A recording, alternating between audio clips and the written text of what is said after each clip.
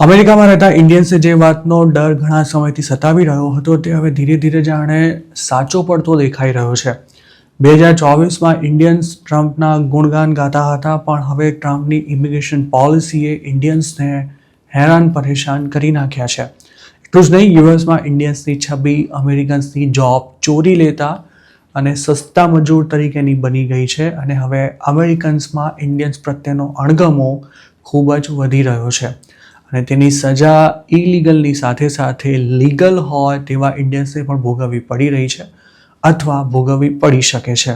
જો કે આટલું ઓછું હોય તેમ હવે H-1B પર અમેરિકામાં કામ કરતા ઇન્ડિયન્સને ટાર્ગેટ બનાવવામાં આવી રહ્યા છે અને ખાસ તો સોશિયલ મીડિયા પર તેમની સામે નફરત ફેલાવવા ઉપરાંત ધમકીઓ પણ અપાઈ રહી છે.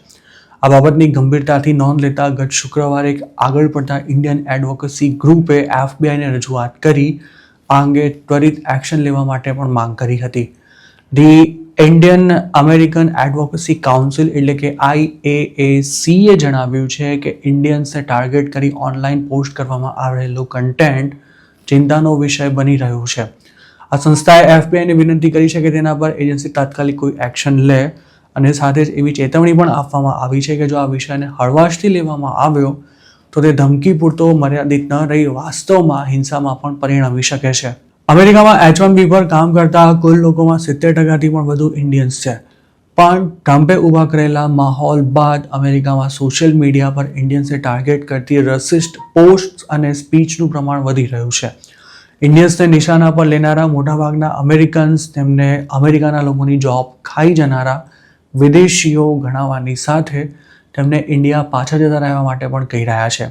IAACનું કહેવું છે કે ટ્રમ્પ સમર્થક સોશિયલ મીડિયા ઇન્ફ્લુએન્સર્સ ઇન્ડિયન્સ સામે લોકોને ભડકાવી રહ્યા છે અને તેના માટે જે ભાષાનો ઉપયોગ કરવામાં આવી રહ્યો છે તે ખૂબ જ ચિંતાજનક છે.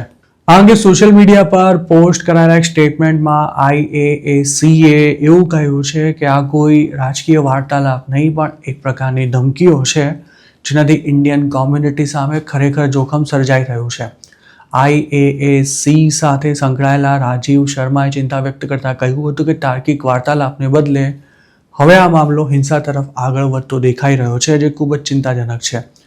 જોકે સંસ્થાએ ઇન્ડિયન અમેરિકન કોમ્યુનિટીના સમર્થનમાં આવેલા અમેરિકન્સનો પણ આભાર વ્યક્ત કર્યો છે અને કાઉન્સિલની એવી પણ માંગ છે કે ઇન્ડિયન્સ વિરુદ્ધ નફરત ફેલાવતી હોય તેવી સોશિયલ મીડિયા પોસ્ટ્સને દૂર કરી દેવી જોઈએ.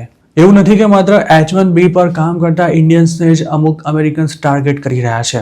ખાસ તો ટ્રમ્પના સમર્થકોની જો વાત કરીએ તો તેમના માટે ઇલીગલની સાથે લીગલ ઇમિગ્રન્ટ્સ તેમજ ગ્રીન કાર્ડ હોલ્ડર અને સિટીઝન્સ એવા તમામ વિદેશીઓ સરખા જ છે.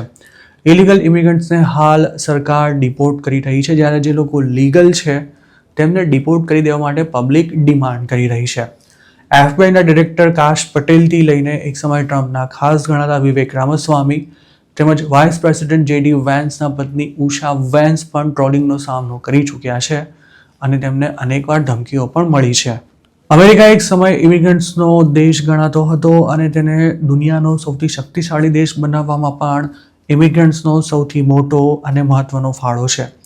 જોકે હાલ યુએસમાં ઇમિગ્રેશનના મુદ્દે જે મોટું રાજકારણ ચાલી રહ્યું છે તેની અસર યુએસની પબ્લિક પર પણ પડી છે અને લોકો ઇન્ડિયન્સને ટાર્ગેટ કરવાનો એકે મોકો છોડવા તૈયાર નથી, જેથી હવે અમેરિકામાં નફરતનો માહોલ વધુ ઉગ્ર બની રહ્યો છે અને ઇન્ડિયન્સને એ જ વાતનો ડર છે કે ક્યાંક હાલ મળી રહેલી ધમકીઓ બાદ તેમના પર ખરેખર અટેક થવાનું શરૂ ન થઈ જાય.